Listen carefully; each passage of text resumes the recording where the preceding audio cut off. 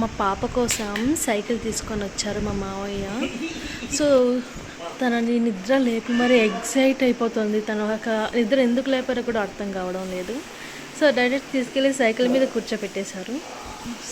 తన రియాక్షన్ చూడండి, ఎంత ప్రైజ్లెస్ మూమెంట్ అంటే. ఇంట్లో ఎన్ని ప్రాబ్లమ్స్ ఉన్నా, ఇంట్లో ఒక చిన్నపిల్ల ఉంటే ఆ ప్రాబ్లమ్స్ అన్నీ అలా గాల్లో ఎగిరిపోతాయి అన్నమాట.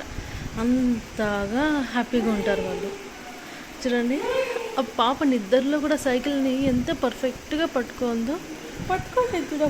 తనకి అట్లీస్ట్ ఏం చేస్తుందో తనకు అర్థం కావడం లేదు. తర్వాత దిగేసి చూస్తుంది, మొత్తం అబ్జర్వ్ చేస్తుంది, ఇది నాదేనా అని. చూస్తే మళ్ళీ మొత్తం టచ్ చేసి వాళ్ళకి చూపిస్తుంది, ఇక్కడ చూడండి ఇది ఉంది అని. వాళ్ళకి చాలా ఎగ్జైట్ అయిపోతుంది.